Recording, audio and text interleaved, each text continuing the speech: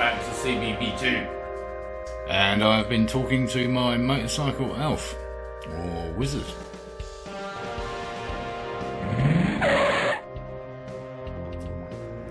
Yes, I had a quick chat with my friend Chris, who phoned me actually, because he wanted to do an oil change on his Ferrari 360 in my garage. I'm obviously paying him too much. Anyway, he's a very clever young man, and I checked with him about the fuel situation and the fact it's leaking out of one of the overflows, and I was quite right. It is probably one of the floats. And I was also correct in my assumption to give it a tap with a hammer, but not a rubber hammer. He suggested actually using a socket extension or something like that with a tap, just a gentle tap, but it needs the ping of the metal, so the rubber hammer wouldn't have done it. So I've done that. He then suggested to turn the petcock on, and if it hasn't released it, to let it flow out, obviously into a tank of some description, and then give it a tap while it's doing that. And the flow through may also help to release the float. It's probably something to do with that nasty congealed gunk that came out of the carburetors when I last had them on the bench, which is probably very old fuel that's been sat in there for quite a while. So it's probably a good idea to run some fuel through them anyway, just to clear all that muck out. Then of course there's the whole not firing thing, so the first thing to check, which I'm pretty sure we haven't got, is to check whether we got a spark or not. So I'll be getting the plug out and cranking it over and see if we get any sparks. Probably not at the same time as I'm trying to adjust the floats and leaking petrol out of the overflows. I'm also going to be doing a little revision and rewiring of those connectors I did, because I think I screwed up.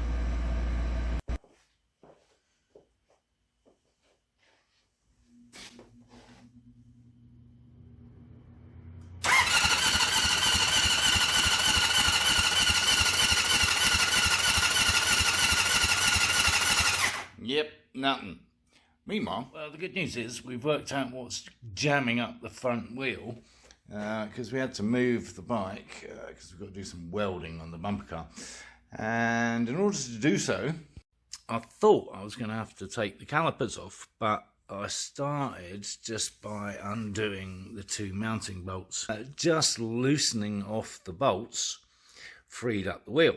So obviously what's going on is that one or more of the bolts is just too damn long and is actually going onto the disc. It's got to be the bottom one, I suppose. Just have to get some shorter bolts. So that's that sorted. That just leaves the spark situation.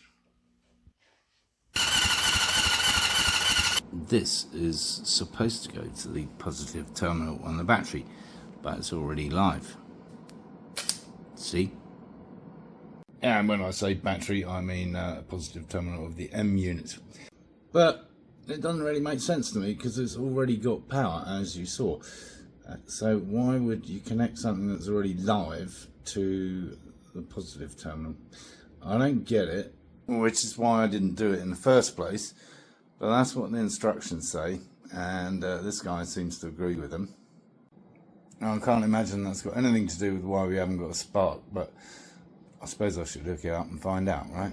Okay, that is now connected to the positive terminal of the M unit from the starter down there. Only a few sparks during the installation, and still alive and well. So, now what? Alrighty, nothing blown up yet. No smoke or flames.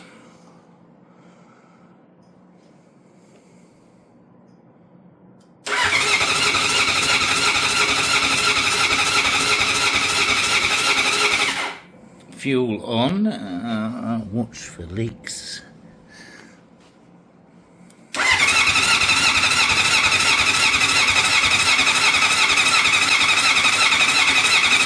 Yeah, well, there's our leaky carbs again, so Chris definitely needs to sort that out. And didn't sound like a spark either, did it?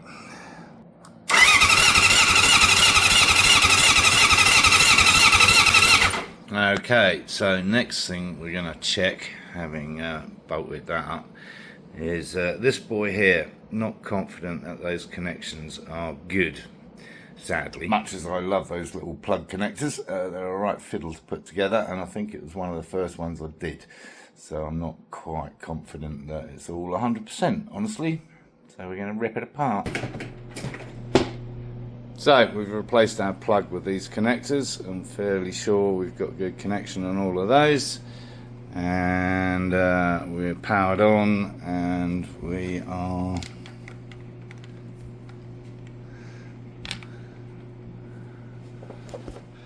looking for a spark.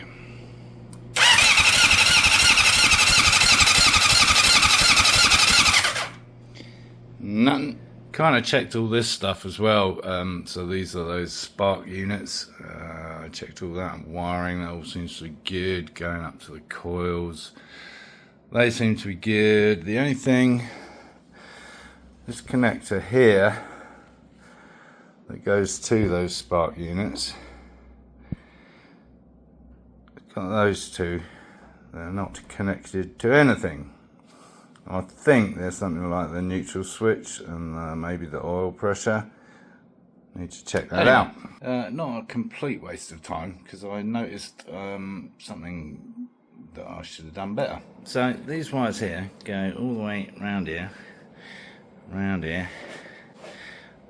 to meet up with that. And then the other end comes along here and meets up here. So why don't we just take them from here to there? Why are they going all the way around here? What was I thinking? Yeah, like that. What's this all about? Plus, I joined them all at the same point, which created that bulk there, which is never sensible. Always cut them slightly different lengths, right? So that you don't get this bulk of join. What an idiot. I think we got plenty without any extensions whatsoever. So we'll just take all this lot off. If I remember rightly, and it's highly dubious, I think I did that because I think at one point we were going to put the regulator at the back of the seat or something. That was the reason, possibly. I don't know, do you remember? Anyway, we ended up mounting it here, so, yeah. Short journey. Anyway, while I've been doing this, I've been reacquainting myself with the wiring in general. And I've come up with that. How cool is that? So we've got our back light, but we've also got some LEDs in the tray. That'll probably look pretty good at night. Yeah, those little guys. Neat. Nothing like a small distraction. Right, let's get these finished up. Alrighty, all joined up. Will we get a spark? I doubt it.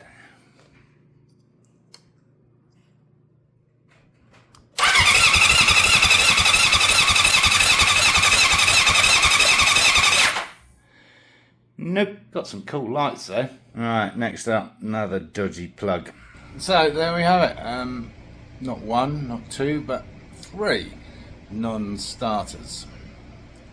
Quite the list. Rather disappointing all in all. And honestly, I'm not sure what to test next. And that's fundamentally because I don't fully understand the process of button to spark plug. There's a lot of stuff in the middle. So when Chris comes over to pick up one of these, I'm going to ask him kind of what that is, and I shall relay, just in case any of you are equally ignorant like me. I mean, I know all the bits, right? There's coils and contact breakers and blah blah blah. I kind of know what they do, but I don't really understand the sequence of events. So yeah, I'll put together a little video on that, which might be useful to some of you. So in the meantime, wish me luck, and give the video the thumbs up, of course. Subscribe down here if you haven't already, and of course encourage others to watch my lunacy.